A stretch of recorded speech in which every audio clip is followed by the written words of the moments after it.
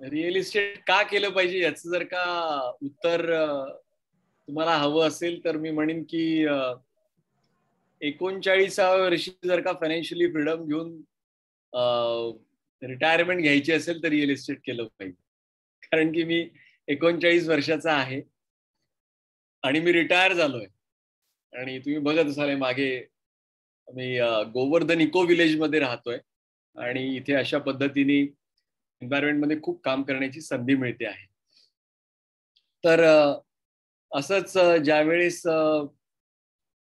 जवळजवळ मला वाटतं 17-18 वर्षांपूर्वी मी असा सेमिनारला गेलो होतो अशोकाच्या आणि तिथे रिअल इस्टेट बद्दल ह्या सगळ्या गोष्टी ऐकल्या आणि त्याच्या आधी मी रिअल इस्टेट बिझनेस करत होतो आणि ब्रोकिंग करत असताना मला असं वाटलं की आपण जो व्यवसाय करतोय त्याचे काही एबीसीडी आपण कुठून तरी शिकली पाहिजे. आणि ज्यावेळेस अशी मी त्यावेळेस पेपरमध्ये जाहिरात यायची तर पेपरमध्ये मी जाहिरात बघितली आणि मी तो सेमिनार अटेंड करायला गेलो आणि मला की अरे इथे खूप डीप मध्ये या गोष्टी शिकवल्या जातात म्हणून मग मी तो कोर्स जॉईन केला. आणि एक दिवस आमचे एक फॅकल्टी मेंबर आले नाही म्हणून मी चांडेक सरांना रिक्वेस्ट केली की सुट्टी देण्याच्या ऐवजी मी बोललं तर चालेल का. आणि आमच्या बिझनेसमध्ये आम्ही जे काही प्रयोग करत होतो ते मी सगळ्या पार्टिसिपंट सोबत शेअर केले आणि ते जवळजवळ 2-3 तास लेक्चर चाललं आणि सरांनी मला रिक्वेस्ट केली की का नाही तुम्ही इथे फॅकल्टी मेंबर व्हा. आणि तो दिवस आहे आजचा दिवस आहे. मी गेले 12-15 वर्ष झाले रिअल इस्टेट मधलं विशेषतः या कोर्स मधला ब्रोकिंग हा आस्पेक्ट मी घेत असतो आणि जवळजवळ 4 दिवस मी कव्हर करत असतो ज्याच्यामध्ये रिअल इस्टेटचं एबीसीडी विशेषतः रिअल इस्टेटचं ब्रोकिंग हा विषय मी शिकवत असतो. त्यामुळे तुमच्यापैकी बऱ्याचशा लोकांना असं वाटतं ना की बाबा आमचं काही बॅकग्राऊंड नाहीये रिअल इस्टेटचं तर आम्हाला हे करता येईल का, असं काही आम्ही काही वेगळं असं काही शिक्षण घेतलेलं नाहीये. किंवा काही काही लोक असतात ते म्हणतात की माझं काही असं ग्रॅज्युएशन पोस्ट ग्रॅज्युएशन पण असं नॉर्मल झालेलं नाहीये तर मी करू शकेल का बुवा. अशा सगळ्या लोकांसाठी आम्ही हा कोर्स डिझाईन केलेला आहे ज्याच्यामध्ये आपल्याला काहीही माहिती नसेल तरी चालेल पण आपली एक दुर्दम्य इच्छाशक्ती असली पाहिजे की मला या फील्डमध्ये खरंच काहीतरी करायचंय. कारण कसं होतं की विशेषतः ब्रोकिंग रिअल इस्टेट ब्रोकिंगचं नाव थोडंसं खराब आहे का, कारण की रिअल इस्टेट ब्रोकर्स हे तेवढी चांगली सर्व्हिस डिलिव्हर करत नाहीत. ती जर का आपण अशा पद्धतीने एका ठिकाणी शिकली आणि त्या अनुषंगाने जर का आपण त्या सगळ्या सर्व्हिसेस दिल्या तर पैशाचा प्रॉब्लेम नाहीये मित्रांनो. तुमच्यापैकी बऱ्याचशा जणांना इन्व्हेस्टर व्हायचं असेल, ट्रेडर व्हायचं असेल, तुम्ही एंड युजर असाल, तुम्ही बिल्डर असेल आणि तुम्हाला ब्रोकर ही एक एजन्सी लागणार असेल तरी पण हा कोर्स तुमच्या दृष्टीने महत्वाचा आहे.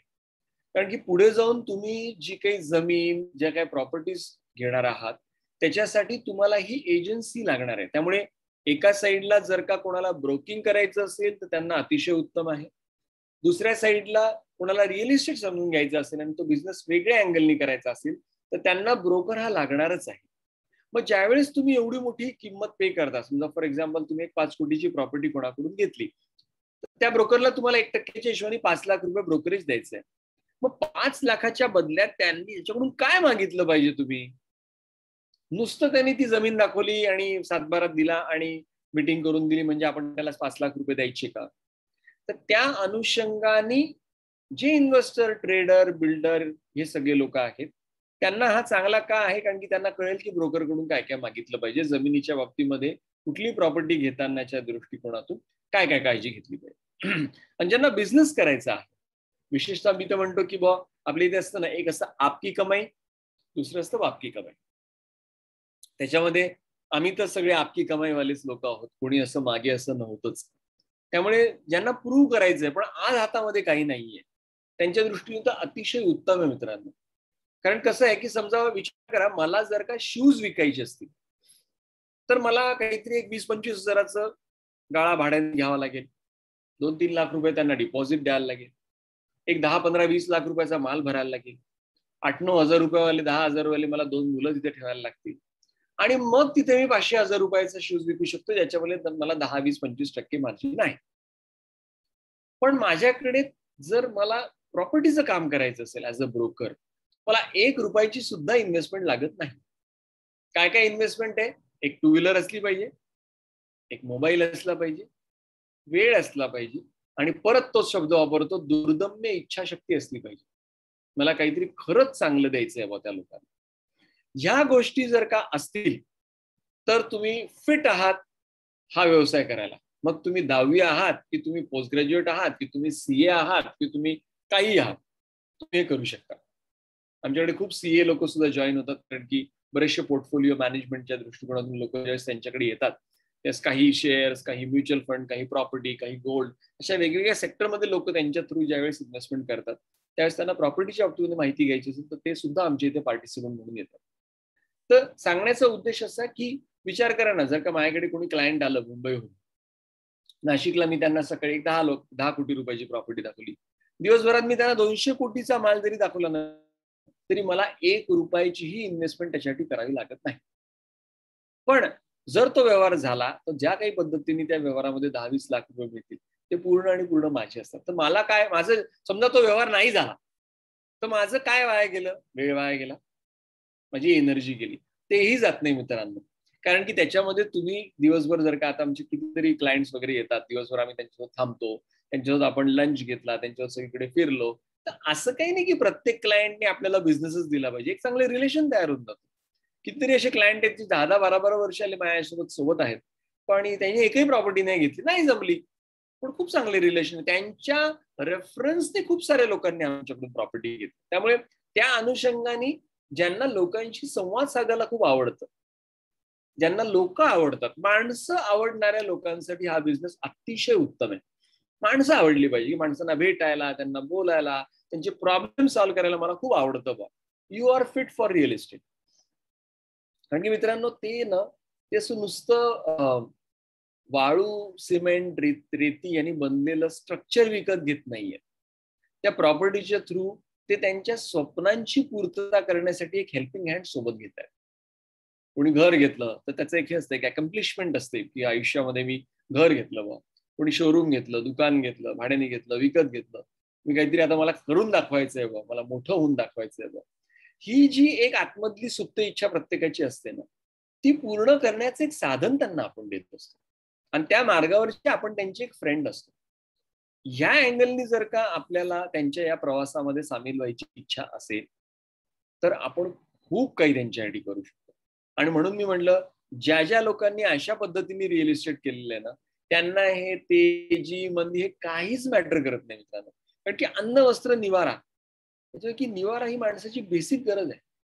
जसा पहिला फेज कोरोनाचा संपला, तशी एवढी मोठ्या प्रमाणात डिमांड आली, तुम्हाला काय सांगू मी. मी एका मित्राशी पण बोलत होतो.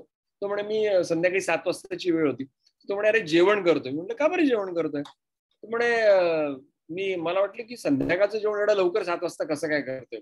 म्हणाले, अरे संध्याकाळचं नाही, मी सकाळचं जेवण करतो. म्हणजे एवढी डिमांड की बाबा दिवसभर प्रॉपर्टी दाखवल्या, आणि तो मला सांगत होता की बाबा यावेळेस 20 तारीख चालू होती आणि म्हणे 6 प्रॉपर्टी विकून टाकल्या महिन्याभरामध्ये, आणि ब्रोकरेज किती मिळालं? 10.5 लाख रुपये. तर अशा पद्धतीने ज्यावेळेस आपण मनापासून त्या सगळ्या गोष्टी करतो ना, त्यावेळेस त्या बिझनेसमधून खूप मोठ्या प्रमाणात, म्हणजे हार्डली 2-4 महिन्याचा कोरोनाचा हे संपला आणि लगेच छपाई सुरू होऊन गेली आमच्या सगळ्या मित्र कंपनी. मी तुम्हाला माझं एक उदाहरण सांगतो. माझे एक क्लायंट होते.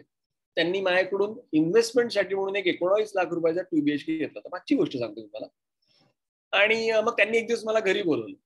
मी त्यांच्या घरी गेलो तर म्हणे, बघ आता हा हे माझं घर आहे, राहतं. तर आणि तू जो फ्लॅट घेऊन दिलेला आहे तो पण 2 बीएचके, हा राहता फ्लॅट पण 2 बीएचके. आपल्याला एक काम करायचंय, हा पण फ्लॅट विकायचा, तो पण फ्लॅट विकायचा, आणि आम्हाला एक 3 बीएचके फ्लॅट विकत घेऊन द्या. तुम्हाला सांगतो, त्यांचं राहतं घर आम्ही 25 लाखाला विकलं. त्यांचा जो इन्व्हेस्टमेंटचा 19 लाखाचा फ्लॅट मी घेऊन दिलेला होता तो 33 लाखाला विकून दिला, आणि नवीन 3 बीएचके फ्लॅट मी 55 लाख रुपयाला विकत घेऊन दिला. आणि त्या तिन्ही ट्रान्झॅक्शन मध्ये साही साईडनी मी एकटाच होतो. तुम्ही कॅल्क्युलेट करा किती पैसे मिळाले असतील. साधारणतः 2.25 महिन्यामध्ये ते डील केलं. 25 लाख रुपये 4%, परचेसर कडून, सेलर कडून 2-2%, 1 लाख रुपये त्याच्यामध्ये मिळाले. 32 लाखामध्ये 4% म्हणजे 2.25 लाख रुपये त्याच्यात मिळाले, आणि 55 लाखामध्ये सुद्धा 4%, म्हणजे अशा पद्धतीने 2.5 लाख रुपये, म्हणजे 4-5 लाख रुपये 2.25 महिन्यामध्ये मिळाले. मित्रांनो, माझं म्हणणं आहे की जर आपण चांगल्या सर्व्हिसेस दिल्या ना, आणि हे जे क्लायंट होते ना माझे, एका मोठ्या कंपनीचे इंडिया हेड होते, आणि ज्यावेळेस मी त्यांना 19 लाख रुपयाचा फ्लॅट घेऊन दिला होता, त्यावेळेस ते मला म्हणत, म्हणजे 19 लाखाचे तू 38,000 रुपये माझ्याकडून घेणार? म्हणलं हो. म्हणजे जो व्यक्ती त्यावेळेस मला 38,000 रुपयासाठी क्वेश्चन करत होता, त्या व्यक्तीकडून किती मोठी अमाऊंट मिळालेली आहे. मग मी त्यांना म्हटलं की सर का काय प्रॉब्लेम आहे, म्हणजे मला जास्ती वाटतात, तू एक काम कर ना, तू माझ्याकडून 1% घेशील. तर मी त्यांना म्हटलं सर, तुम्ही या कंपनीचे इंडिया हेड आहात, R&D चे इंडिया हेड होते ते, तर तुम्हाला माणसं ओळखता येतात. असं होऊ शकतं की मी 1% पण लायकीचा नसेल, मग तुम्ही 1% का बरं कमिट करता म्हटलं मला. आता एक काम करा, तुम्ही माझ्या पूर्ण सर्व्हिसेस बघा, हे डील कम्प्लीट करा, आणि त्यानंतर जर का तुम्हाला वाटलं की मी 1%च्याही लायकीचा नाही, तर उगीच 19,000 रुपये का बरं तुम्ही मला कमिट करता? तुम्हाला जे वाटेल ते कमिट करा. तुम्हाला जर का वाटलं नाही मी 5,000ची सर्व्हिस दिली, तुम्ही 5,000 रुपये दिला. पण असं पण होऊ शकतं की तुम्हाला वाटेल की अरे यांनी 50,000 रुपयाची सर्व्हिस दिलेली आहे आणि हा फक्त 38,000 रुपये मागतो आहे, तर तुम्ही 2 महिन्यानंतर ज्यावेळेस डील कम्प्लीट होईल त्यावेळेस ठरवा. मित्रांनो, त्यावेळेस 38,000 न देता त्यांनी मला 25,000 रुपयाचा चेक दिला. तर सांगण्याचा उद्देश हा की आपण काय डिलिव्हर करू शकतो याला फार महत्व आहे, आणि हे फार असं वेगळं नाहीये मित्रांनो. याच्यामध्ये फक्त जे म्हणजे कस्टमरच्या शूज मध्ये पाय ठेवून जिथे त्याला पिंच होईल ना, तिथे एक नवीन सर्व्हिस सुरू करणं, दॅट्स इट. एवढंच अपेक्षित आहे की समोरच्याला, जर एक्झाम्पल सांगतो मी तुम्हाला, समजा फॉर एक्झाम्पल आमच्याकडे कोणी जर का हे आलं काय, त्यांना फ्लॅट भाड्याने घ्यायचा असं, बाहेरून माणूस आला,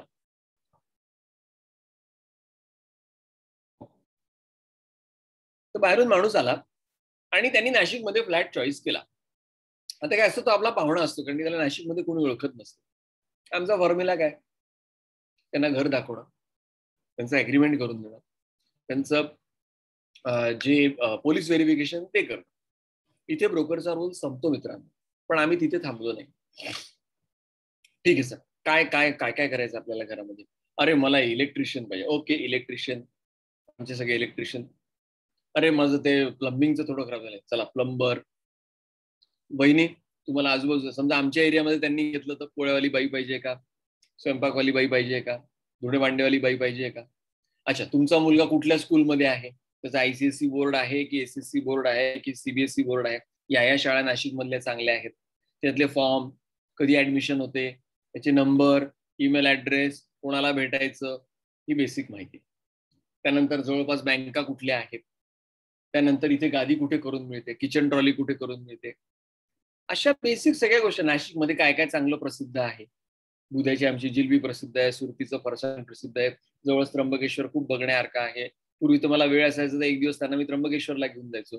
फॅमिली फ्रेंड, त्यांच्यासाठी पहिल्या 1 महिन्यासाठी मी त्यांचं येलो पेजेस आहे, आत्ताच्या भाषेमध्ये जस्ट डायल आहे. तुम्हाला काय पाहिजे ते सांगा, मी सांगतो. तुम्हाला ड्रायव्हर पाहिजे, तुम्हाला फ्लाईटसाठी क्विकेट ट्रॅव्हल्सचा नंबर पाहिजे, आम्ही ते तशी ती नंबरची यादीच बनवलेली होती. त्याच्यामध्ये सगळ्या बँका, सगळं किराणा घरपोच पाहिजे का तुम्हाला, भाजी घरपोच पाहिजे का, ऑर्गॅनिक भाजी पाहिजे का तुम्हाला, या सगळ्या गोष्टींचे नंबर व्यवस्थितरित्या हे करून त्याची त्यांना एक कॉपी देऊन, त्या उपर काही अडलं तर सांगा. अच्छा, रात्री बेरात्री तुमची जर का लॅच लागून गेला, चावी हरवली, चावीवाल्याचा नंबर, सगळं. म्हणजे ज्याच्या शूज मध्ये पाय ठेवून त्याला काय प्रॉब्लेम आहे, जर सिलेंडर ट्रान्सफर करायचं आहे, हे मी तुम्हाला नुसतं एका रेंटलच्या डीलमध्ये, ज्याच्यात आपल्याला फक्त 1 मंथ रेंट मिळतं. पण काय होतं की त्याच्यामध्ये एक जे रिलेशन तयार झालं, की मला आता पूर्वी हे सगळं एक माणूस की म्हणून, की अरे आपल्या शहरात माणूस येतो नवीन, आपण मदत केली पाहिजे बा. हे बघा कसं आहे मित्रांनो, आपल्याला वेगळं असं समाजकार्य करायला वेळ नाही, कारण की आपण बिझनेस करत असतो. बिझनेसमध्ये ओतावं लागतं, 8, 10, 12, 14 तास ओतावे लागतात, मग पैसे मिळतात. मग त्या 12-14 तासांमध्ये जे लोक आपल्याला भेटतात, त्यांना बिझनेस सोडून आपण स्वतःला एक्सटेंड करू शकतो का? ते जर का आपण एक्सटेंड केले, तर ते स्वार्थ प्रेरित नसून त्याच्यामध्ये एक एक्स्ट्रा गिव्हिंग, एक सेल्फलेस सर्व्हिसचा एक मूड असला, तर त्याच्यातून कुठून तरी काहीतरी कनेक्शन होऊन त्या सगळ्या गोष्टी बिझनेसवरती येतातच. म्हणजे माझ्या कितीतरी क्लायंटनी, ज्यांना आम्ही रेंटलचे फ्लॅट दिलेले आहेत, 2-3 वर्षानंतर फोन करतात, विवेक भाई अभी नासिक बहुत अच्छा लगा है, एक काम करो ना, इधर एक बंगला खरीद के दो, एक काम करो इधर एक फ्लैट लेके दो, एक काम करो एक बंगलों का प्लॉट लेके दो, अपन उधर बंगला बनाएंगे. और मैंने किसी को भी फोन नहीं किया है, सिर्फ आपको फोन किया क्योंकि आप ही पहले व्यक्ति थे जिनके साथ हमारा बहुत अच्छा नाता जम गया है नासिक के लिए. मग त्यांना तिथे हे करायचं, पण त्यांनी आपल्याकडून प्रॉपर्टी नंतर विकत घ्यावी या स्वार्थी हेतूने ती पहिली मदत केलेली नव्हती. मग अशा पद्धतीने जर का, आणि यालाच प्रोफेशनल अप्रोच म्हणतात. प्रोफेशनलिझम म्हणजे yes sir, no sir, thank you sir, sorry sir, हे दिस इज नॉट. आपल्याला त्या व्यक्तीच्या एकदम पोचून जायचं, त्याला प्रॉब्लेम बताओ, आपको प्रॉब्लेम क्या. मग अशा पद्धतीने ज्यावेळेस, आणि बऱ्याच वेळेस काय होतं, ह्या चुका होतात. चावी हातात देणार नाही जोपर्यंत ब्रोकरेज देणार नाही, तो एकदम अडकलेला असतो, कॅश निघत नसते, कुठेतरी बँकेचं ऑनलाईन काहीतरी प्रॉब्लेम असतो, नाही नाही सर चावी नाही मिलेगा जब तक अपना हमारा ब्रोकरेज नाही देंगे. द्या ना, त्यांचे प्रॉब्लेम रिझॉल्व्ह करा, त्यांच्या दृष्टिकोनातून हे करा. आणि हे केलं ना मित्रांनो, हे बेसिक गोष्टी आहेत, एवढंच आहे. मी बिलकुल म्हणणार नाही की फार इंग्लिशच आलं पाहिजे, हे आलं पाहिजे, काही गरज नाही. तुम्ही फक्त चांगला पेहराव ठेवा, एक सज्जन व्यक्ती, नाही तर उगीच आपली दाढी वाढवली, काहीतरी मोठं 2 बटणं काढले, तिथे सोन्याची चेन घातली, कर देंगे करवा देंगे जी भाषा करून टाकली, यांनी नाही होणार बिझनेस. एक जेन्युइन व्यक्ती, एक जेन्युइनली जी हेल्प करतो, त्या अनुषंगाने जर का आपण हा बिझनेस केला, तुम्ही लिहून घ्या, या बिझनेसमध्ये सक्सेस मिळणारच. आणि आम्ही केलं 17 वर्ष, आणि हे केलं त्यामुळे म्हणजे मला तर कधीच मंदी असा आस्पेक्टच माहिती नाही. म्हणजे माझं तर असं व्हायचं की लोक म्हणायचं, अरे आता पितृ 15 येणार आहे, आता 15 दिवस काहीच काम नाहीये. आमचं तर एवढं काम असायचं की त्या 15 दिवसात सुद्धा, त्या 15 दिवसाच्या आधीच आम्ही एवढे टोकन करून ठेवायचो प्रॉपर्टीचे, की त्या 15 दिवसामध्ये डॉक्युमेंटेशनचा कंप्लायन्स चालायचा. माझी तर एक व्याख्या होती की ज्या दिवशी माझी बायको म्हणेल ना की आज तुम्ही वेळेवरती कसं काय घरी आलात, त्या बिझनेसमध्ये मंदी आहे का, त्या दिवशी मंदी आली. आम्ही कधीच वेळेवर गेलो नाही, कारण की सर्व्हिस द्यायची आहे, बाहेर लोकांना भेटायचंय. सोमवार ते शुक्रवार लोकांच्या प्रॉपर्टी बघायच्या आहेत, आणि शनिवार रविवार आपल्या क्लायंटला त्या प्रॉपर्टीज दाखवायच्या. ही प्रोसेस अतिशय डिटेलमध्ये आपण शिकवतो. तुम्हाला फाईल वाचता येत नाही, काही प्रॉब्लेम नाही. तुम्हाला कागदपत्र कळत नाही, काही प्रॉब्लेम नाही. आपण सगळं शिकणार आहोत. आपण सगळे याचे बेसिक हे शिकणार, आणि आपल्याला ना प्रत्येक याच्यामधलं, म्हणजे म्हणतात ना की जॅक ऑफ ऑल आणि मास्टर ऑफ वन, तसं आपल्याला करायचं. आपल्याला थोडं मार्केटिंग आलं पाहिजे, थोडं लिगल आलं पाहिजे, थोडी सायकोलॉजी समजली पाहिजे, थोडं त्या लोकांना घर घेत असताना, कुठली प्रॉपर्टी घेत असताना त्यांचं प्रेशर आहे पैशाचं आणि या सगळ्याचं, याच्यामध्ये थोडंसं इमोशनली त्यांना एक आधार देता आला पाहिजे. या सगळ्या गोष्टी आपल्याला करायच्या मित्र. या एकदा का आपण सगळ्या करायला लागलो ना, की आपल्याला प्रत्येक याच्यामधलं थोडं येतं. काही अडलं तर, आणि आपल्याकडे एजन्सीज आहेत ना, आपल्याला काही अडलं आपण लगेच वकिलांना विचारू शकतो, काही फायनान्शियली काय अडलं आपण सीएनना विचारू शकतो, काही कोणी बंगला बांधत असेल काय अडलं आपण आर्किटेक्ट सरांना विचारू शकतो. अशा सगळ्या एजन्सीज कशा आपण आपल्या टाईप करून द्यायचं, त्यांचं काय अडलं त्यांना आपण लोन कसं करून द्यायचं, ती आपण प्रोसेस शिकवतो या सगळ्या कोर्समध्ये. तर हा कोर्स करत असताना 2-3 गोष्टी लक्षात घ्या. एक, तुमचं जर का एज्युकेशन या दृष्टिकोनातून मनात काही मळब असेल, काढून टाका. तुम्हाला जर का असं वाटत असेल की हा कोर्स अटेंड करायचा, तुम्ही ठरवलं आणि कुठल्या तरी मित्राला सांगितलं, किंवा कोणी रिअल इस्टेट मधल्या एखाद्या व्यक्तीला सांगितलं की मी हा कोर्स जॉईन करायचा म्हणतो, तो म्हणतो यार नको रे, एकदम मार्केट एकदम डाऊन आहे, काही उपयोग नाही, रिअल इस्टेटचा आता काही होणार नाही. अशा लोकांपासून दूर राहा मित्रांनो, ते तुम्हाला आयुष्यात काहीच करू देणार नाही. आणि ज्यांनी शांततेच्या काळामध्ये घाम गाळला नाही ना, त्यांना युद्धाच्या काळामध्ये रक्त गाळावं लागतं, हे लक्षात ठेवा. ज्यावेळेस सगळ्या गोष्टी चांगल्या होत्या, त्यावेळेस त्यांनी जर का चांगल्या सर्व्हिसेस दिल्या असत्या, तर जेव्हा जेव्हा कधी मार्केटमध्ये थोडीशी स्लगिशनेस येतो, त्यावेळेस त्यांना हा प्रॉब्लेम झाला नसता. लोक गाफील राहतात, लोक काहीच स्वतःमध्ये इम्प्रूव्हमेंट करत नाही. प्रत्येक डील मधून सेल्फ इंट्रॉस्पेक्शन करून आपल्या डीलच्या प्रोसिजरमध्ये काय मी अजून ऍड ऑन करू शकतो याचा विचार जे करत नाहीत, त्यांना हे प्रॉब्लेम येतात, आणि ती निगेटिव्हिटी ते पसरवत असतात. यापेक्षा उलट ज्या लोकांनी या फील्डमध्ये चांगलं काम केलेलं आहे, ज्यांना यश मिळालेलं आहे, ज्यांनी प्रयोग केले, ज्यांनी खस्ता खाल्ले, ज्यांचे 100 पैकी 80 प्रयोग फसले, 20 सक्सेसफुल झाले, अशा लोकांना तुम्ही जर का भेटलं, तर ते कधी पण तुम्हाला वेलकम करतील की प्लीज या क्षेत्रामध्ये चांगल्या, होत करू, जिद्दी अशा तरुणांची गरज आहे. आणि ह्या पद्धतीने जे कोणी लोक ह्याच्यामध्ये येतील आणि जे कोणी तुम्हाला वेलकम करतील, अशाच लोकांचं आयुष्यामध्ये असोसिएशन घ्या. निगेटिव्ह माइंडेड आणि ज्यांनी आयुष्यामध्ये काही केलं नाही, इम्प्रुव्हमेंट न करता स्वतःच्या कार्यपद्धतीला गंज चढू दिला, अशा लोकांची कुठलाही धंदा करताना लांब राहा. रिअल इस्टेटच नाही. कारण की मी हे सगळे अनुभव घेतलेले आहेत. माझ्या आजूबाजूचे जेवढे काही मित्र कंपनी होती जी रिअल इस्टेटमध्ये होती, त्यांनी माझं सतत खच्चीकरण केलं. नाही नाही नाही, असं नाही नाही, मग तसंच नाही, मग तू हेच करू नको, नाही मग तुला लोक लुटूनच घेतील, नाही मग तुला पैसेच देणार नाही, नाही मग तू अशी घासाघीसच करशील, फालतू सगळे ऍडवाइस दिले. आणि मी म्हणलं नाही, लेट मी ट्राय करून बघू, आपण लोकांचं लोनचं काम करून बघूया, लोकांना MSCB वरती नाव लावून देऊया, लोकांच्या बाबतीमध्ये घरपट्टीवरती नाव लावून देऊया, त्यांचं याचं काम झाल्यानंतर, जमिनीचं काम झाल्यानंतर सातबाऱ्यावरती नाव लावून देऊया, त्यांच्या घरपट्टीवरती आपण नाव लावून देऊया, त्यांच्या सिटी सर्वेच्या उतार्यावरती आपण त्यांचं नाव लावून देऊया, 6D मध्ये त्यांची नोंद टाकून देऊया. बघू तसंही काय होतं, मॅनिप्युलेशन होईल ना आपलं. मला 2 रुपये देऊन माझ्याकडून 5 रुपयाचं काम काढून घेतलं, हरकत नाही ना, मला प्रोसेस तर कळेल, मला कळेल तसंही की त्याच्यामध्ये काय काय प्रॉब्लेम असतात. ते सगळा अनुभव मी पुढच्या डीलमध्ये वापरीन आणि त्या अनुषंगाने असं फिल्टर्ड काम करेल जेणेकरून माझ्या क्लायंटला त्याचा फायदा होईल. मित्रांनो, हे सगळं एज्युकेशन देण्यामागचा एकच उद्देश आहे. हे सगळं एज्युकेशननी आपल्याला आपल्या क्लायंटचं एक शील्ड तयार व्हायचं. LICचं बघितलं, योगक्षेमम वहाम्यहम, त्यांना प्रोटेक्शन द्यायचं या सगळ्या एज्युकेशनमध्ये.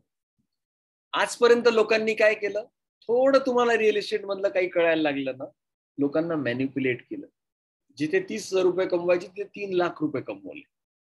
पण त्यांना वेड्यात काढून जे पैसे कमवले ना, त्याच्यातून फॉर्च्युनर घेतल्या. ते नाही करायचं आपल्याला. आपल्याला हे सगळं एज्युकेशन घ्यायचं आणि आपल्याला आपल्या क्लायंटला पूर्ण प्रोटेक्ट करायचं. जरी त्यांना रिअल इस्टेट मधलं ABCD काही माहिती नसेल तरी त्यांना एवढंस सुद्धा ते फसणार नाही याची काळजी आपण घ्यायची. हा जर का शुद्ध उद्देश असेल ना, तर नुसते पैसे मिळत नाहीत, त्या पैशांसोबत आशीर्वाद पण मिळतात आणि तिथून खरी प्रॉस्पॅरिटी होते. अशा पद्धतीने कमवलेला पैसा हा दारूमध्ये कधीच उडवला जात नाही, हा कधीच काही अवैध कुठलेही कामं केले जात नाहीत. हे सांगितलं जातं ना की मार्केटिंगसाठी बाहेर खूप हे करायला लागतं, पैसे हे करायला लागतात, ते करायला लागतात. आपण त्या सगळ्या म्हणजे अशा विशियस सायकल मधून बाहेर असतो. आपण अतिशय चिखलामध्ये कमळासारखं चांगलं कॅरेक्टर ठेवून उत्तम, म्हणजे मी म्हणतो ना की आपल्या आयुष्यामध्ये डीप प्रिन्सिपल असावेत आणि हायेस्ट इन्कम असावं. हे ज्यांचा उद्देश आहे त्यांनी खरंच या, आम्ही रेड कार्पेट वेलकम करतोय आणि अशा अनुषंगाने या ज्ञान यज्ञामध्ये प्रत्येकाचं स्वागत करतोय. तर या पद्धतीला तुम्ही जर का कन्व्हिन्स असाल तर तुम्ही खरंच फिट आहात अशोकाच्या ह्या ट्रेनिंग इन्स्टिट्यूटमध्ये येऊन रिअल इस्टेट शिकण्यासाठी. लास्टला एक गोष्ट सांगतो आणि मग माझे 2 शब्द संपवतो. एका गावामध्ये एक मूर्तिकार येतो आणि त्याला एक दगड सापडतो, म्हणून तो त्या दगडावरती मूर्तिकाम सुरू करतो, देवाची मूर्ती बनवत असतो. त्याला थोड्या वेळाने रडण्याचा आवाज ऐकू येतो. अर्धवट मूर्ती झालेली असते, तो कोण रडतंय, तुला बघतो. नंतर त्याला कळते की अरे हा दगडच रडतोय. तर मग तो त्या दगडाला विचारतो, तू रडतोय का? म्हणे हो. म्हणे का? म्हणे ते मला छन्नी हातोड्याने खूप त्रास होतोय. म्हणे तुझी काय इच्छा आहे? ते म्हणे की मला मुझे मेरे हाल पे छोड़ दो. ठीक आहे, तुझी इच्छा नसेल तर मी नाही करणार. म्हणून तो तसंच हे करतो, दुसरा दगड शोधतो, सुंदर एक मूर्ती तयार करतो. गावकरी येतात, म्हणे तुम्ही इतके सुंदर कलाकार आहात, आम्हाला ही मूर्ती देऊन टाकायला, तुम्ही त्या अशा किती मूर्त्या बनवू शकाल. आणि मग नंतर तो निघून जातो. काही वर्षांनंतर त्याला गर्दी दिसते एका ठिकाणी आणि तिथे जातो तर त्याला कळतं की अरे जत्रा लागली म्हणून त्या जत्रेत फिरत फिरत फिरत फिरत फिरत म्हणून तो पुढे जातो. आणि मग बघतो, त्याला कळते की एक देवस्थान आहे आणि खूप जागृत आहे म्हणून दरवर्षी इथे जत्रा लागते. आतमध्ये जातो देवळामध्ये, बघतो तर अरे आपणच बनवलेली ती मूर्ती आहे. खूप कृतकृत्य होतो, घंटा वाजवतो, नमस्कार करतो, प्रार्थना करतो आणि बाहेर येतो. बाहेर येत असताना त्याला परत तो रडण्याचा आवाज ऐकू येतो. तो कोपऱ्यामध्ये बघतो, तो तिथे तो जवळ जाऊन बघतो, तो अरे आता तो अर्धवट हे केलेला तो दगड आहे अर्धवट मूर्ती बनवताना. तो त्याला विचारतो आता काय प्रॉब्लेम आहे, आता का बरं रडतोय.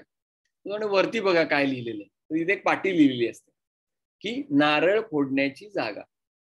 म्हणजे त्यावेळेस जर का छन्नी हतोडे पूर्ण ठोकून घेतले असते तर आतमध्ये दैवत्व प्राप्त झालं असतं आणि आज एवढे भोग खाता आले असते. पण तुमचं ऐकलं नाही, हे छन्नी हतोडे घेतले नाही आणि आता बघा आयुष्यभर मी नारळांचे घाव आपल्या डोक्यावरती सहन करतोय. माझं म्हणणं आहे की चांडक सरांनी उद्योगवर्धिनी आणि अशोकाच्या रूपाने हे जे काही ज्ञानयज्ञाचा हा उपक्रम केलाय, ज्याच्यामध्ये जवळजवळ 50 ते 60 हजार लोकांना चांगल्या चांगल्या उद्योगधंद्यामध्ये त्यांनी ट्रेनिंग दिलेलं आहे. आमची हीच प्रोसेस आहे. इथे आम्ही कुठलंही फॉल्स प्रॉमिस करणार नाही. तुम्ही कोर्स लावलात की तुम्ही खूप सक्सेसफुल बनाल, नाही. तुम्ही जिद्दीने जर का काम केलं, तुम्ही जर का स्वतःचं झोकून दिलं, तुम्ही जर का प्रण घेतला की नाही भाकरी खाईन तर मी रिअल इस्टेटचीच खाईन, अशा याने ज्यांनी जिगर एकदम पक्का करून ज्यांची याची तयारी ना, तेच सक्सेसफुल होते. पण त्याची एक प्रायमरी जी स्टेज आहे, जी स्टेज ही ज्ञानार्जनाची आहे, ती तुम्ही खूप चांगल्या पद्धतीने निवडलेली आहे. तुमचं सगळ्यांचं अशोका ट्रेनिंगच्या या सगळ्या रूपाने आणि आमच्या सगळ्या फॅकल्टी मेंबरतर्फे मी स्वागत करतो. आणि तुमच्या कोर्सची सुरुवातच माझ्या लेक्चरनी होणार आहे. त्यामुळे माझी इच्छा आहे की जास्तीत जास्त इथे जे कोणी अटेंड करतात त्या सगळ्यांनी कोर्सला एनरोल करावं आणि शिकावं की कशा पद्धतीने एवढे मोठे व्यवहार केले जातात, त्याच्यामध्ये लोक एवढ्या मोठ्या प्रमाणात पैसा कमवतात आणि खूप चांगलं कॅरेक्टर, खूप चांगला कॉम्पिटन्स कशा पद्धतीने आपण एनरिच करून आपण स्वतःचं आयुष्य आणि आपल्यावरती अवलंबित सगळ्या कुटुंबाचं आयुष्य कसं स्वतंत्र भरभराटीचं करू शकतो, याचा एक अनुभव नक्कीच तुम्ही घेऊ शकता. खूप खूप धन्यवाद. कोणाचे काही प्रश्न असतील तर आपण नक्कीच ते घेऊ शकतो. Shriram. Yes, thank you so much sir. I think एकदम वंडरफुल गायडन्स केलाय तुम्ही. आणि I am already receiving lots of comments आणि चॅट बॉक्स मध्ये या सेशन बद्दल. सो ज्यांना क्वेश्चन्स आहे प्लीज तुमचे क्वेश्चन चॅट बॉक्स मध्ये टाका. आम्ही तुमचे सगळे क्वेश्चन्स आजच्या वेबिनार मध्ये कव्हर करूया. आता आपल्यासोबत दिनेश शिरसाट सर जॉईन झाले, ज्यांच्यावरती आपण छन्नी हातोड्याने मागच्या 18 दिवस त्यांच्यावरती आपण सगळ्या ट्रेनर्सच्या याच्याने. सो आता मी दिनेश सरांना रिक्वेस्ट करतो की त्यांनी आता त्यांचा एक्सपिरियन्स काय होता, ज्यांची आता 2 दिवस आधीच बॅच संपली. सो मी सरांना रिक्वेस्ट करतो की तुम्ही आपल्याबद्दलही शेअर करावं आणि आपण आपल्या प्रत्येक वेबिनार मध्ये आपल्या पार्टिसिपंट्सला बोलवतो त्यांच्याबद्दल त्यांचे अनुभव शेअर करायला. तर मी शिरसाट सरांना रिक्वेस्ट करतो की त्यांनी आपला फीडबॅक शेअर करा. ओव्हर टू सर, अनम्यूट करा. थँक्यू श्रीराम. अरे Vivek sir, thank you once again. आज परत तुमच्याकडनं नवीन एक्सपिरियन्सेस शिकायचा योग आला. It was again mesmerising. I was completely stun. So friends, माझं नाव दिनेश शिरसाट. मी ex Indian railway service officer आहे आणि right now I am a chartered engineer आणि माझी स्वतःची कन्सल्टन्सी आहे. So I am an R&D consultant. आणि काही दिवसांपूर्वी मला या रिअल इस्टेट संदर्भात बरेचसे प्रश्न पडले होते माझ्या जमिनीच्या व्यवहारात किंवा माझ्या प्रॉपर्टीच्या व्यवहारात. I was starting to find out the answers, कुठे शोधावं, काय शोधावं. समहाऊ हा उद्योगवर्धिनीचा कोर्स रेफरन्स भेटला आणि त्या अनुषंगाने मी माझे काही अनुभव तुम्हाला शेअर करेन. तर त्याआधी माझा म्हणजे I am using wrong word, pardon me if I am wrong. तर माझा जो समज होता ब्रोकरकडे बघण्याचा तो म्हणजे टपोरी. म्हणजे बेसिकली हे मला कधीच पटलं नाही की एखादा माणूस येतो, तुम्हाला एखादी जमीन दाखवतो किंवा एखादा फ्लॅट दाखवतो आणि त्याला तुमच्या 50 लाखाच्या व्यवहारामधले 2% त्याला रक्कम द्यायची. तर हे माझ्या बुद्धीला कधीच पटण्यासारखं नव्हतं. त्याने केलं काय? पण जसं विवेक सरांचं पहिलं लेक्चर सुरू झालं, देन आय अंडरस्टँड की हे 2% का तो डिझर्व करतो, प्रोव्हाइडेड त्याने त्या लेवलच्या सर्व्हिसेस दिल्या तर. आणि हे किती महत्वाचं आहे, त्या 2%कडे बघण्यासाठी आपण आपला कितीतरी वेळ, एनर्जी आणि प्रोफेशनलिझम विकत घेऊ शकतो. आणि तसं विकत देणाऱ्या लोकांची कितीतरी गरज आहे, कन्सिडरिंग आत्ताचा जो बॅकग्राऊंड आहे आणि रिअल इस्टेटचं मार्केट ज्या पद्धतीने बूम होतंय. तर खरंच प्रोफेशनल लोकांची गरज आहे. त्या अनुषंगाने हा जो कोर्स चालवलेला आहे त्याचा खरंच खूप चांगला फायदा होऊ शकतो. हे एक पर्स्पेक्टिव्ह मला तुम्हाला सांगायचं आहे. दुसरं मला हे सांगायचंय की आपल्याला शिकण्यासाठी, कुठली गोष्ट शिकण्यासाठी सगळ्यात चांगला मार्ग आहे की तुम्ही त्यात पडा, मग ते एक्सपेरिमेंट करा, ट्रायल अँड एरर करा, मग हे असं नको असं करा. That is one of the way. पण माझं असं म्हण आहे की मूर्ख एकच चूक करून परत दुसऱ्यांदा करतो. जो शहाणा असतो ती एकदा केलेली चूक दुसरा करत नाही, नवीन काहीतरी करतो. जो बुद्धिमान असतो तो दुसऱ्यांच्या चुकात शिकतो. It's always better to learn from others mistake. तर हा सगळा एक्सपेरिमेंट रिअल इस्टेटचा सगळा खटाटोप आपण करण्यापेक्षा जर तुम्हाला खरंच कोणी माहितगार व्यक्ती खरंच खूप असं याने सांगत असेल तर त्याचा तुम्हाला खरंच फायदा होऊ शकतो. So that is one thing, you have to learn from others experience. तिसरं मला तुमच्यासोबत एक गोष्ट शेअर करायची आहे की एखादा माणूस खरंच ज्ञानी आहे किंवा त्याला काही कळतं किंवा त्याच्याकडनं आपण शिकलं पाहिजे की नाही, हे कसं तुम्ही गेज करणार? तर माझी खूप एक सिंपल पद्धत आहे. तो एखादी अवघड गोष्ट एकदम कमी शब्दात जर सांगू शकत असेल, एकदम कमी शब्दांमध्ये, आणि तर त्याच्याकडनं तुम्ही खरंच शिकलं पाहिजे. तुम्हाला तीच गोष्ट तुम्हाला कन्फ्युज गोल गोल करून आणि round and round and round करून तुम्हाला 3 तासाचं लेक्चर देत असेल, काही अर्थ नाही. पण जर एखादी अवघड गोष्ट तुम्हाला एकदम कमी शब्दात, म्हणजे विवेक सरांनी मला नाही वाटत की 5 स्लाइड पेक्षा जास्त स्लाइड असले, 5-6 स्लाइड होते, but we learn so many thing. Broking आहे, 7-12चे उतारे, 6चे उतारे, गव्हर्नमेंटचे पॉलिसी, सिटी सर्व्हेस, अगदी सगळं काही, that too with practical example. तर त्याला मी एक शब्द वापरतो आम्ही, क्रिस्प. तुम्हाला खरंच कोणी क्रिस्प सांगतं तर खूप फरक पडतो त्याने. अजून एक अस्पेक्ट आहे डायव्हर्सिटी. ह्या कोर्समध्ये कसं झालं, विवेक सरांशी आता तुम्ही त्यांचं काय त्यांनी सांगितलेलं लेक्चरचं कसा पॅटर्न असेल ते तुम्हाला आता गेल्या अर्ध्या तासात कळलंच असेल. पण इतकेच कॉम्पिटेटिव्ह अजून पण मेंटर्स आहेत, म्हणजे देवेंद्र लोहाटे सर आहे किंवा अग्निहोत्री सर आहे आणि स्वतः चांडक सर, म्हणजे गुरूंचे गुरु. तर यातनं तुम्हाला खूप सारे नवीन पर्स्पेक्टिव्ह शिकायला भेटतील. म्हणजे एकच माणूस तुमचे पूर्ण कंटिन्यू लेक्चर घेत असेल तर तुम्हाला तो एकच पर्स्पेक्टिव्ह थ्रू आउट लेक्चर्स मध्ये शिकायला भेटेल. पण इथे तुम्हाला अजून एक ऍडव्हान्टेज आहे की पूर्ण सेशन्स मध्ये साधारण तुम्हाला 5 ते 6 वेगवेगळे पर्स्पेक्टिव्ह शिकायला भेटतील. That it self is 5 independent courses. तर तो एक अँगल आहे. अजून एक महत्वाचं, ब्रोकिंग कडे मी बघताना मी कधी विचारच करू शकत होतो की कोणी स्पिरिच्युअल बॅकग्राऊंड असणारा माणूस ब्रोकर असू शकतो काय. दॅट वॉज कम्प्लिटली मतलब आउटस्टँडिंग. तर इथे ह्या कोर्समध्ये मला हे कळू शकलं की तुमचं स्पिरिच्युअल बॅकग्राऊंड आणि तुमचे ते फंडे जर स्ट्रॉंग असतील आयुष्याचे, तर ऍक्च्युली तुम्हाला जास्त बूस्ट मिळू शकतो वाय ब्रोकिंग प्रत्येक व्यवसायामध्ये. तर हेच अंडरलाईन केलं गेलं मी विवेक सरांच्या लेक्चर्समध्ये किंवा मनोज मुखी सरांच्या लेक्चरमध्ये. तर या फार चांगल्या गोष्टी आहे की ज्याच्यामध्ये तुम्हाला you'll get to know lot of things. आणि सगळ्यात महत्वाचं म्हणजे नेटवर्किंग जे तुमचं वाढेल या कोर्समध्ये सगळ्यात मेन म्हणजे तुम्हाला हे सगळे मेंटर्स भेटतील. त्यानंतर हे तुमचे प्रॉब्लेम्स लॉंग टर्म सॉल्व्ह पण करतील आणि अपार्ट फ्रॉम तुमचे जे फेलो बॅचमेट्स आहेत ते पण तुमचं एक व्हॅल्यू ऍडिशन आहे. सो हे काही अँगल आहेत आणि that was really value addition in terms of real estate marketing course. आणि याच्यामध्ये मला माझ्या व्यवसायासाठी पण काही टिप्स मिळाल्या which was so important because I keep on attending lots of lectures and all those thing, but I never did advocacy for any lecture for that. This is first time I am doing some advocacy for some lecture. So I really feel it worth doing something and sharing my feedback with you. So thanks to Vivek sir and all mentors, including special thanks to Chandak sir and Shriram. And with my best wishes to all of you, please if you wish की तुम्हाला यामध्ये काहीतरी करायचं असेल तर एक तुम्हाला proper platform वरती technical knowledge, practical knowledge, field experience, tips and tricks बरंच यातनं काही शिकायला मिळेल. So best wishes. Thank you Dinesh. Great. Thank you so much sir. I think तुमचा फीडबॅकच आम्हाला सगळ्यात इम्पॉर्टंट असतो. आमच्या पार्टिसिपंटचा फीडबॅक, त्याच्यावरतीच आम्ही एवढ्या वर्षांपासून करतोय आणि आम्हाला मोटिवेशन आहे की अजून लेगसी कंटिन्यू करायला. So thank you so much for wonderful words. Okay, so आता I further start the questions. Sir, so पहिलं क्वेश्चन आहे की लीड्स कसे जनरेट करायचे रिअल इस्टेट व्यवसायामध्ये? आपण हे खूप डिटेलमध्ये याच्यात घेतो. तर मी आता इथे असं त्रोटक उत्तर देण्यापेक्षा मला असं वाटतं हे आपण सगळ्या गोष्टी, असे जे क्वेश्चन आहेत ना, हे आपण याच्यामध्ये घेऊया कोर्समध्ये. आता मी असं सांगेन की लीड्स जनरेशनचा नुसता जो ऑनलाईनचा जो काही मार्ग आहे तो मार्ग करून त्यानंतर ते व्हेरीफाईड आणि ते चांगल्या पद्धतीने पुढे कसे कंटिन्यू करायचे याच्यावरती आपला फोकस जास्ती राहणार आहे.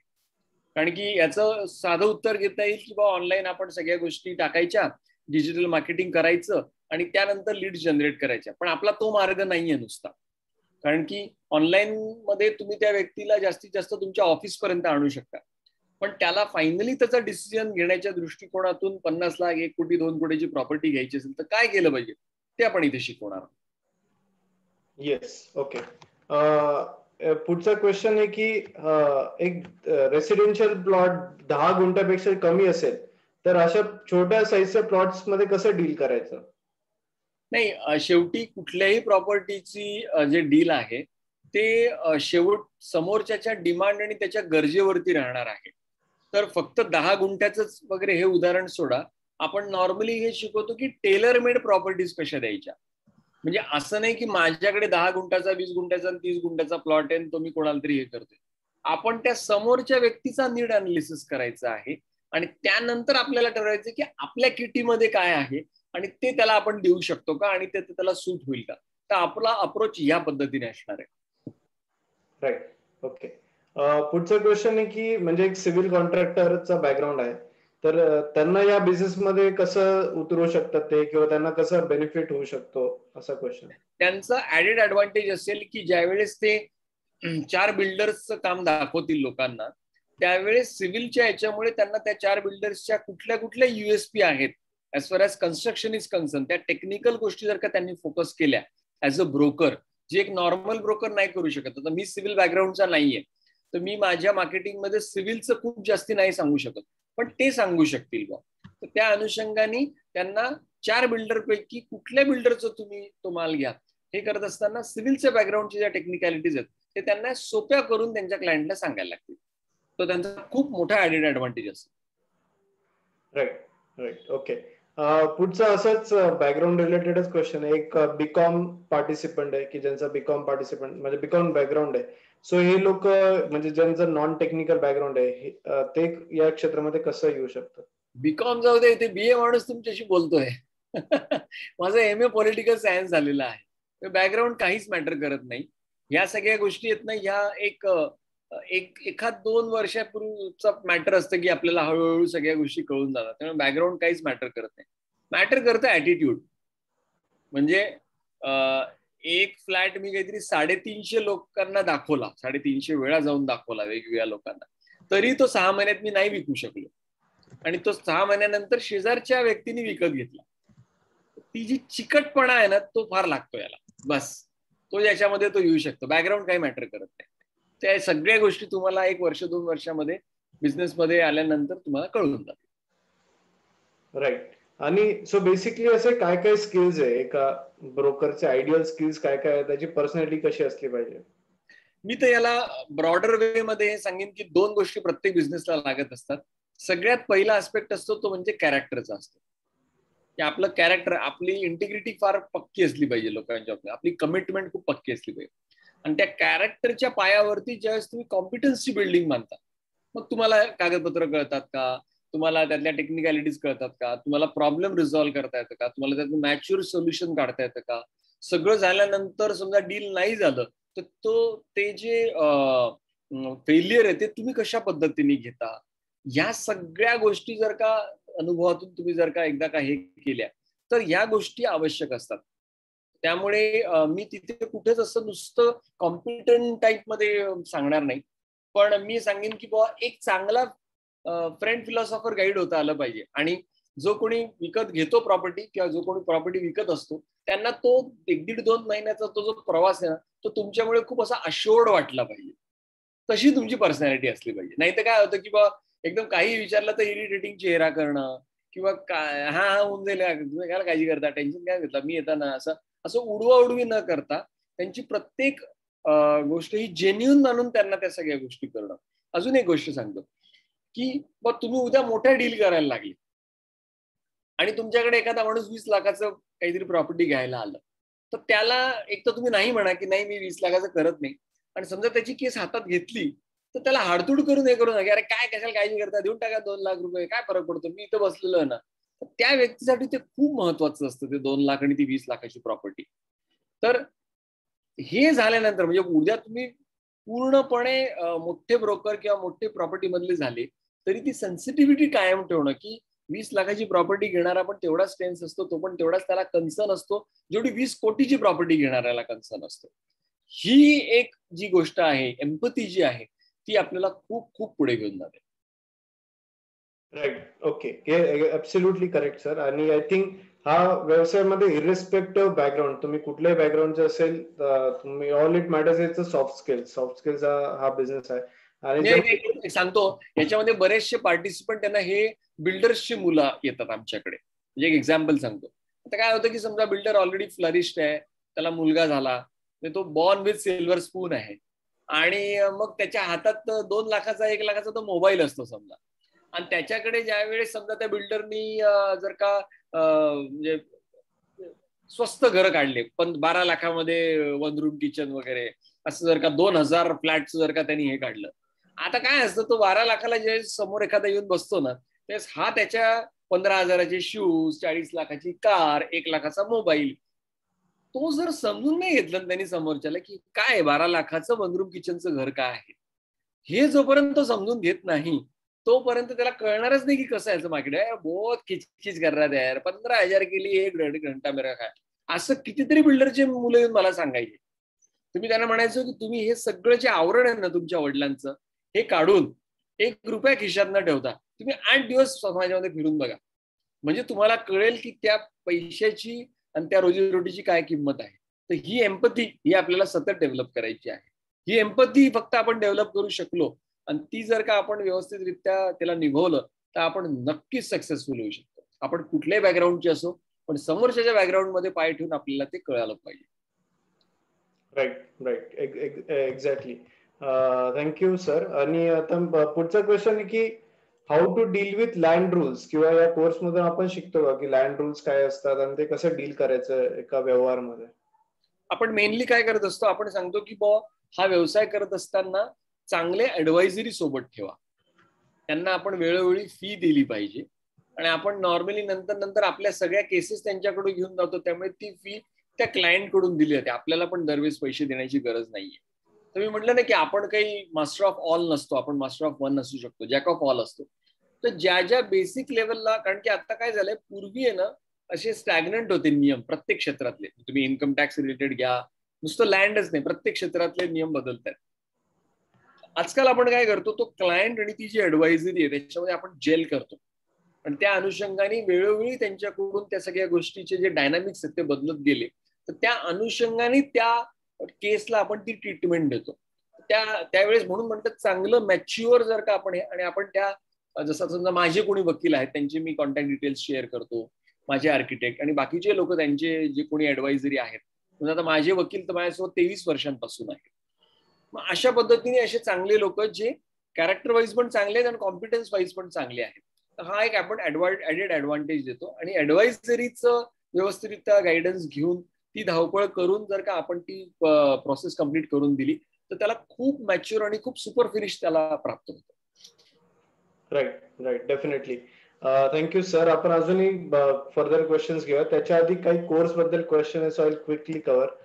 सो उद्योगवर्धिनीचा आणि अशोका ट्रेनिंग इन्स्टिट्यूटचा रिअल इस्टेट मार्केटिंग कोर्स चालू होतोय 25 जून म्हणजे फ्रायडे पासून. याचं टायमिंग आहे रोज सकाळी 8 ते 9 आणि त्याच्यानंतर Q&A सेशन असतो. आणि याची फीज आहे 4,000 रुपीज, आणि हा ऑनलाईन आहे, कम्प्लिटली लाईव्ह ऑनलाईन कोर्स आहे. हे काही कोर्सचे हायलाइट आहे की तुम्हाला आमचे 6,000 पेक्षा जास्त या फील्डमध्ये आहे, तर तुम्ही त्यांच्यासोबत तुमचा एक नेटवर्क क्रिएट होतो. तुम्हाला सगळे डॉक्युमेंट्स आम्ही जे असतात ते सगळे डॉक्युमेंट्स आम्ही स्क्रीन शेअरिंग वरती दाखवतो, आणि तुम्हाला सगळे कसे रीड करायचे, काय काय त्याचे डिटेल्स असतात हे तुम्हाला याच्यामध्ये गायडन्स असतो. त्याच्यानंतर डील्स कशा एक्झिक्यूट करायचं, आणि मेन इज सगळ्यात महत्वाचं की आमचे सगळे जे मेंटर्स आहेत ते स्वतः सगळे या फील्डमध्ये काम करत आहेत, स्वतः कन्सल्टंट्स आहे, ब्रोकर्स आहेत, किंवा या फील्डमध्ये लॉयर्स आहे. सो हा सगळं सिलेबस आहे. सो पहिले जे मिश्रा सरांचे टॉपिक्स आहे, role of real estate consultant and duties, मग त्याच्यामध्ये ABCD ऑफ ब्रोकिंग काय असतं, स्टार्ट कसं करायचं, गव्हर्नमेंटचं इम्पॉर्टंट ऑफिस काय काय आहे, स्टॅम्प ड्युटी कॅल्क्युलेशन, मग टाइम स्टॅम्प ड्युटी कन्व्हर्जन्स, मग रेरा ही जे रेरा जो ऍक्ट आहे तर ते रेरा बद्दल तुम्हाला याच्यामध्ये गायडन्स असतं, आणि रिअल इस्टेट असोसिएशन काय काय असतात. मग दुसरं आहे की integrating technology in the real estate business. मग काय काय टेक्नॉलॉजीज आहेत, मग इंटरनेटचा वापर करून तुम्ही कसं ऑनलाईन गोष्टी परचेस करू शकतात, सेल करू शकतात, किंवा इन्फॉर्मेशन काढू शकतात, हे सगळ्या गोष्टी. मग त्याच्यानंतर लिगॅलिटीज अँड डॉक्युमेंटेशन, मग याच्यामध्ये 7/12, 6D, फेरफार नोंदणी किंवा जे लिगल ऍस्पेक्ट हे सगळं तुम्हाला डिटेलमध्ये गाईड करतो. मग FSI, TDR, tentative final layout, land development process, या सगळ्या गोष्टींवरती तुम्हाला लोहाटे सर आहे ते तुम्हाला 4 दिवस गाईड करणार आहे. Personality development. मग याच्यामध्ये मेन इज की तुम्ही सेल कसं करायचं, मग तुमचे काय काय स्किल्स असतात, पर्सनॅलिटी सॉफ्ट स्किल्स कसे डेव्हलप करायचे, नेटवर्किंग कसं करायचं, मार्केटिंग कसं असतं, कस्टमर एक्सपिरियन्स कसा वाढवायचा, या गोष्टींमध्ये तुम्हाला मनोज बुकी सर गाईड करणार आहे, जे मुंबईमध्ये असतात, 20 इयर्सचा त्यांना एक्सपिरियन्स आहे. कम्युनिकेशन निगोसिएशन स्किल्स मध्ये तुम्हाला राज तलेजा सर गाईड करणार आहे, की निगोसिएशन कसं करायचं, एका व्यवहारमध्ये तुम्ही कसे जे इन्सेंटिव्ह आहे तुमचे, जे कमिशन्स आहे, ब्रोकरेज आहे, ते कसं तुम्ही करायचं, किंवा व्यवहार कसा घडवून आणवायचा, डील्स कशा क्लोज करायच्या, याच्यावरती राज तलेजा सर गाईड करणार. आणि मग उद्योगवर्धिनीचे संचालक जे चांडक सर आहे, ते कस्टमरच्या नीड कशा आयडेंटिफाय करायच्या आणि त्या नीड ज्या आहेत त्या कन्वर्ट करायच्या, या सगळ्यांवरती आहे. आणि याच्यामध्ये अजून एक सेशन आहे डिजिटल मार्केटिंग वरती. सो तुम्ही डिजिटल मार्केटिंगचा यूज करून कसं तुम्ही हे करू शकता. सो हे सगळे मेंटर्स आहे, विवेक मिश्रा सर, अग्निहोत्री सर, मग त्याच्यानंतर लोहाटे सर आहे, मनोज मुखी सर आहे. या सगळ्या मेंटर्सची तुम्हाला डिटेल्स याच्यामध्ये तुम्हाला कोर्स पेज वरती बघायला मिळतील ऑनलाईन. आणि आमचे बरेचसे सक्सेस स्टोरीज आहे. अनिल आयर सर, जे नाशिकचे क्रेडलचे आज चेअरमन आहेत. सो ते बेसिकली त्यांचं परफेक्ट बिल्डकॉन आहे, 100 करोड प्लस त्यांच्या प्रॉपर्टीज आहे. नरेंद्र जाधव सर आहे, किरण चव्हाण सर आहे, जे नाशिकमध्ये आज व्हेरी वेल नोन नेम, ग्रेप काउंटी सगळ्यांना माहिती असेल, 1000 एकर पेक्षा जास्त त्यांच्या प्रॉपर्टीज आहे. So he started with this course. Raj Tarleja sir आहे, लोहाटे सर आहे, lots of success stories are there. आणि हे सगळे सेशन्स ऑनलाईन असतात, लाईव्ह ऑनलाईन. तर तुम्ही नक्कीच हा सगळा 8 ते 9 याच्यामध्ये असेल, आणि त्याच्यानंतर Q&A सेशन चालतात. प्लस तुम्हाला प्रत्येक सेशनची रेकॉर्डिंग सुद्धा मिळते. तुम्हाला एका दिवशी लाईव्ह गेला नाही जमलं तर रेकॉर्डिंग पण सेम डे आम्ही शेअर करतो. एक नेटवर्किंग होतं व्हॉट्सअप ग्रुप वरती, अक्रॉस महाराष्ट्रातून पार्टिसिपंट जॉईन होतात, तर तुमचा आज एक स्ट्रॉंग नेटवर्क डेव्हलप होतो. लाईव्ह होस्ट सपोर्ट असतो तुम्हाला प्रत्येकाला, hand holding support, course material आम्ही प्रोव्हाइड करतो, आणि ई सर्टिफिकेट सुद्धा आम्ही तुम्हाला देतो. हे सगळे लाईव्ह ऑनलाईनचे फीचर्स आहे. आणि इथे तुम्ही ऑनलाईन पेमेंट करू शकता, तुमचे डिटेल्स भरून ऑनलाईन पेमेंट सुद्धा करू शकता. आणि टेस्टिमोनियल्स तुम्ही नक्की सगळ्या बघू शकतात. सो रिअल एस्टेट वरती बऱ्याचशा टेस्टिमोनियल्स आहे, आमच्या पार्टिसिपंट्सनी आमच्या वेबसाईट वरती किंवा गुगल चॅनल वरती टाकले, व्हॉट्सअप फीडबॅक वरती टाकले. सो हे सगळे फीडबॅक्स तुम्ही नक्कीच बघू शकतात रिअल एस्टेट बद्दल. आणि इथे तुम्ही व्हिडिओ सुद्धा बघू शकतात प्रत्येकाचे जे जे फीडबॅक्स आहे. सो उद्योगवर्धिनीच्या वेबसाईट वरती तुम्हाला आमचे सगळे कोर्सेस, आमची इन्फॉर्मेशन बघायला मिळेल, आणि बाकीच्या कोर्सेस पण तुम्हाला सगळी इन्फॉर्मेशन मिळेल. रिअल एस्टेटला रजिस्टर करायला कन्स्ट्रक्शन रिअल एस्टेटवर सिलेक्ट करून रिअल एस्टेट मार्केटिंगला रजिस्टर करू शकता. तुम्ही उद्योगवर्धिनीचा युट्यूब चॅनल नक्की सबस्क्राईब करा. इकडे बरेचसे आमचे उद्योजकांचे व्हिडिओज आहे, ज्यांनी आज आमचे 60,000 पेक्षा जास्त उद्योजक आहेत, तर त्यांच्या आम्ही सक्सेस स्टोरीज, आम्ही सगळ्यांचे इंटरव्ह्यूज घेतलेले आहेत. तर ती 10 रुपयापासून 100 कोटी पर्यंतचा प्रवास केलेला आहे, किंवा 4थी पास पासून, किंवा महिला उद्योजक आहे, बरेचसे याच्यामध्ये आज आमचे काम करतात. ओके, सो आय थिंक आता मी फर्दर क्वेश्चन्स कव्हर करतो. ओके, आणि सो बेसिक पुढचा क्वेश्चन आहे की एका बिल्डरला आपण कसं अप्रोच करायचं ऍज अ ब्रोकर? मेनली त्याचं जे काही ऑलरेडी काम झालेलं आहे त्या साईटला पहिले व्हिजिट केलं पाहिजे आपण, आणि त्याच दृष्टिकोनातून त्यांनी ज्या ज्या एरियामध्ये जे जे काही बांधलेलं आहे त्या पब्लिकसाठी ते किती बरोबर होतं बा, किती चूक होतं, याचा आपल्याला आपला अभ्यास पाहिजे स्वतः. आणि त्या अनुषंगाने त्याच्या इथला स्टाफ, त्याच्या इथलं ब्रोशर, त्याच्या इथल्या प्रत्येक गोष्टी याचा अभ्यास करून ज्यावेळेस आपण त्या बिल्डरला भेटतो आणि त्याच्याच प्रोजेक्ट विषयी त्याच्याशी पहिले डिस्कशन करतो, आणि नंतर आपण ज्यावेळेस म्हणतो की सर मला पण तुमच्या इथलं विकायचं आहे, त्याचा एक वेगळं परिणाम होतो. त्यामुळे होमवर्क केल्याशिवाय बिल्डरला नाही भेटायचं. मला किती वेळा अशी संधी असायची की बा बिल्डर समोर असायचे पण मी नाही बोलायचो. मी पहिले त्यांचे सगळे प्रोजेक्ट बघून यायचो, आणि त्याच्यातले माझे काय ऑब्झर्वेशन आहे त्यातले जर का काही चांगलं काही तुमचं सजेशन असेल तर ते गोड शब्दात आपण मांडू शकतो का, सर हे असं का बरं केलं, तुमचं हे करण्यामागचा काय उद्देश होता सर, आजपर्यंत ते या एरियामध्ये लोकांनी हा प्रयोग केलेला नाहीये, तर तुमच्या मनामध्ये काय होतं बा, असा चांगल्या पद्धतीने त्या सगळ्या गोष्टी त्यांच्याकडून जर का आपण हे केल्या तर त्यांना पण जाणवतं की हे असे नॉर्मल ब्रोकर सारखे नाहीये. व्यवस्थित अभ्यास करून याला खूप ह्या महत्वाचा आस्पेक्ट आहे की याच्यामध्ये होमवर्कला खूप महत्व आहे. खूप चांगला होमवर्क करूनच लोकांना भेटायचं. अशा पद्धतीने आपण बिल्डरला अप्रोच होऊ शकतो. Right, okay.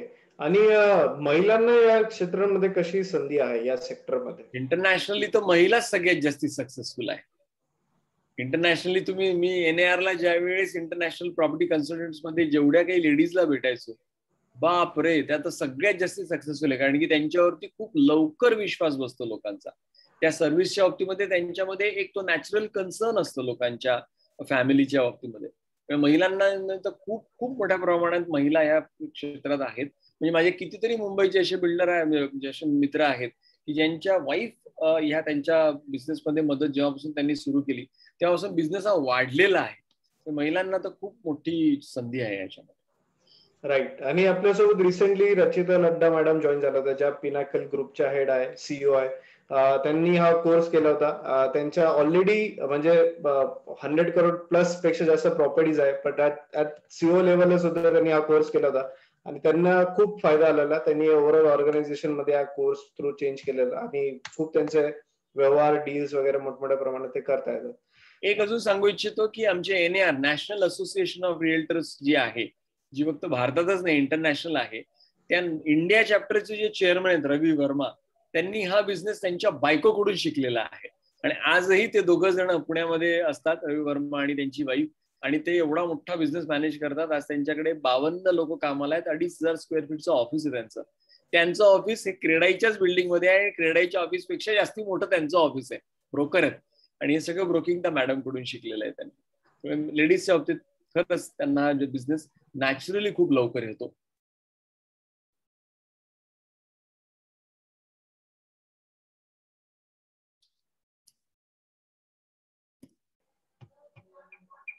हॅलो, सॉरी माझा इंटरनेट डिस्कनेक्ट झाला. मी एक सेकंड. येस, माझा आवाज येतोय सर? आता येतो. सो नेक्स्ट क्वेश्चन आहे की या फील्डमध्ये किती सक्सेसफुल होण्यासाठी किती वेळ लागतो किंवा किती इझिली किती फास्ट तुम्ही स्टार्ट करू शकता? असं तर काही कुठलं सूत्र नाहीये, पण मी म्हटलं ना आपला अप्रोच काय आहे, तर त्या अनुषंगाने पण तरी पण साधारणतः एक 6 महिने तरी आपण दिले पाहिजे पहिले. आणि मी सांगेन की दरवेळेस असं बऱ्याच वेळेस असं होतं, पार्टिसिपंट येतात आणि ते मोठं काहीतरी डील करण्याचा प्रयत्न करत असतात. माझं म्हणणं आहे की जसं कोणाला जर का 10वी मध्ये बोर्डात यायचं असेल, 8वी मध्ये पहिले त्याला सगळ्या विषयात पास तर झालं पाहिजे, 9वी मध्ये आपल्या वर्गामध्ये पहिलं आलं पाहिजे, 10वी मध्ये प्रिलियम्सला शाळेमध्ये पहिलं आलं पाहिजे, मग तो बोर्डात येऊ शकतो. तसं सुरुवात जर का छोट्या कामापासून केली किंवा रेंटल देणं खूप सोपं आहे, मग रेंटलने सुरुवात केली, चांगलं रेंटल व्हायला लागलं, मग छोट्या अमाऊंटचे जर का डील करायला लागले 10 लाख 20 लाख 25 लाख, आणि मग हळूहळू जर का आपण त्या गोष्टी वाढवल्या तर खूप फरक पडत असतो. कारण की मला एक पार्टिसिपंट भेटला आणि तो म्हणे सर 8 महिने झाले एकही डील झालेलं नाही माझं. मग मला म्हणे की सर तुमचे खूप डील होतात, तर तुम्ही मला मदत करा ना, मी तुम्हाला एक प्लॉट दाखवतो आणि तो तुम्ही विका, म्हणजे मग आपण काहीतरी शेअर करूया. म्हणजे ठीक आहे. तुम्हाला दाखवायला घेऊन गेला, तो प्लॉटच 3.5 कोटी रुपयाचा होता. मी त्याला म्हणलं की तुझ्या सर्कलमध्ये कोणी असं आहे का की तुझ्या शब्दावरती ते 3.5 कोटी रुपयाचा प्लॉट घेऊ शकतील? नाही सर, काहीच नाही. मग मी त्याला म्हणलं तू 8 महिने जे काही गाडी फिरवतोय सगळं करतो, पेट्रोलसाठी पैसे कोण देतात? म्हणजे वडील देतात. म्हटलं रागवतात का? म्हणजे हो रागवतात. म्हटलं रागवणारच ते. मी त्याला सांगितलं पहिले तू एक 1 BHK फ्लॅट 6,000 रुपयाचा भाड्याने दे. मी ते 6,000 रुपये ब्रोकरेज मिळाल्याने तुला ते रेंट त्या पेट्रोलचे पैसे वडिलांकडून घ्यायची गरज पडणार. मग हळूहळू 1 BHK 2 BHK 3 BHK 3 BHK flat दिला तर 12-15 हजार रुपये मिळतील. असं तू तुझं इन्कम पहिले 12-15-20-25 पर्यंत घेऊन ये आणि त्यानंतर या सगळ्या गोष्टी 3.5 कोटीचा प्लॉट आणि असं सगळं. नाही सर कसं एकच टोला मारायचा म्हणजे वर्षभराचं काम झालं पाहिजे, म्हटलं हे मूर्खपणे आहे, असं काही करायचं नाही. तर या अनुषंगाने आपण छोटी छोटी सुरुवात करावी, त्याच्यातून आपल्या ज्या बेसिक नीड्स आहेत त्या पटापट पहिले भागल्या पाहिजे आणि मग जसं आपण लोकांशी मिक्स होतो आणि त्या अनुषंगाने हे होतं. मी शिकवणार ही प्रोसेस कशा पद्धतीने आपण ऑर्गॅनिकली आपलं मार्केटिंग करायचं आणि आपल्याच सर्कलमध्ये कसा आपला हे वाढवायचा, तो माझा एक टॉपिकच आहे. काळजी करू नका त्या बाबतीत. राईट. आणि आता शेवटचे I will take last 2 questions. So शेवटचे 2 क्वेश्चन आहे की एक आपण याच्यामध्ये पार्ट टाइम आपण याच्यामध्ये स्टार्ट करू शकतो का? फुल टाइम उतरण्याच्या ऐवजी पार्ट टाइम करू शकतो का? आणि दुसरं की जमिनीचे प्लॉटिंग कसे करावे, म्हणजे त्याचं सेलिंग मार्केटिंग कसं करावं? पार्ट टाइम करून फुल टाइम करण्याचं सगळ्यात मोठं उदाहरण म्हणजे आमचे विवेक अग्निहोत्री सर. तुम्ही त्यांची वेबसाईटवरती युट्यूबचं त्यांचं हे वेगळं हे आहे, ते पूर्ण ऐका की कशा पद्धतीने त्यांची कंपनी सांभाळून त्यांनी इतके वर्ष केलं आणि आता काही वर्षांपासून ते फुल टाइम करतात. तर हो, काही हरकत नाही, स्वतःच आता जे चालू आहे ते बंद करण्यात काही पॉईंट नाही. तुम्ही हे आणि ते दोन्ही गोष्टी एकत्र करू शकता. आणि प्लॉटिंगच्या बाबतीमध्ये परत मी तसंच सांगेन की जे काही आपलं फक्त एकच एवढं हे नसतं, आपल्याकडे कन्स्ट्रक्टेड प्रॉपर्टी असतात, आपल्याकडे नॉन कन्स्ट्रक्टेड असतात, आपल्याकडे कमर्शियल प्रॉपर्टी असतात, आपल्याकडे रेसिडेन्शियल प्रॉपर्टी असतात. आपली किटी पूर्ण भरलेली असते. समोरच्याचा नीड अनालिसिस करूनच आपल्याला त्या सगळ्या गोष्टी देऊ शकतात. त्या अनुषंगाने प्लॉटिंगच्या बाबतीमध्ये मग तो इन्व्हेस्टमेंट पर्पजसाठी कोणाला द्यायचा, मग तो रेसिडेन्शियल पर्पजसाठी कोणाला द्यायचा, त्याचं शॉर्ट टर्म गोल आणि लॉंग टर्म गोल कशा दृष्टीने तुम्ही त्या प्रोजेक्टकडे बघता आहात, याचा चांगला अभ्यास करून त्याचं प्रेझेंटेशन देऊन तुम्ही नक्कीच ते करू शकता. Yes, thank you. I think yes sir, आपण सगळ्या क्वेश्चनचं तुम्ही एकदम समाधानकारक उत्तर दिलेलं आहे आणि मला ऑलरेडी फीडबॅक्स येत आहे. So thank you for wonderful guidance. So जे ऑडियन्स आजच्या वेबिनार मध्ये होते, आता आपण म्हणजे जस्ट इमॅजिन एक 1 hour मध्ये तुम्हाला एवढं इन्स्पिरेशन मिळते. So you are there for 18 days आणि डेली आपलं 1 ते 1.5 तास सेशन असतो. सो वेगवेगळे मेंटर्स असतात, वेगवेगळे एक्सपिरियन्सेस असतात सगळ्यांचे. So you get lots of guidance आणि खूप तुम्हाला याच्यातनं प्रेरणा मिळेल फर्दर. आणि तुम्ही इमिडिएटली पार्ट टाइम करू शकतात. म्हणजे बरेचसे आपल्याला एक्झाम्पल्स आहे ऑनलाईन कोर्स मधूनच इमिडिएटली ड्युरिंग द कोर्सेस लोकांनी व्यवहार केलेले आहेत, असे आपल्याला फीडबॅक आहे. सो तुम्ही हॅलो ऐकू येतंय? Yes okay. ऐकू येतंय. हा ओके, ऐकू येतं ना? Okay sorry. So yes, so thank you so much everyone. आणि आजचं ज्यांना वेबिनार बघायचं असेल, ज्यांनी मिस केलं असेल, तुम्ही नक्कीच वेबिनारची रेकॉर्डिंग पुन्हा बघू शकतात.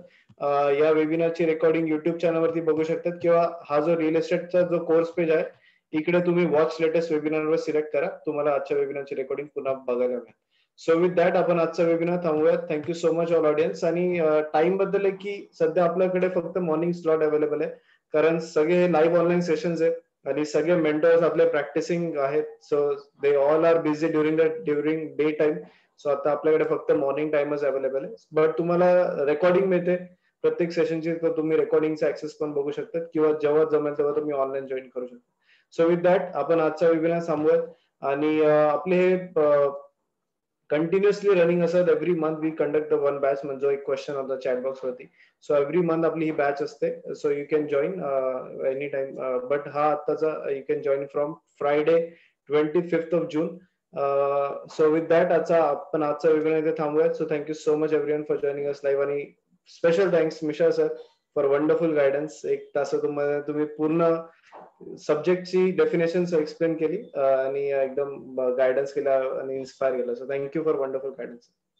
Thank you. Thank you. Yes, thank you. Have a good night everyone. Bye.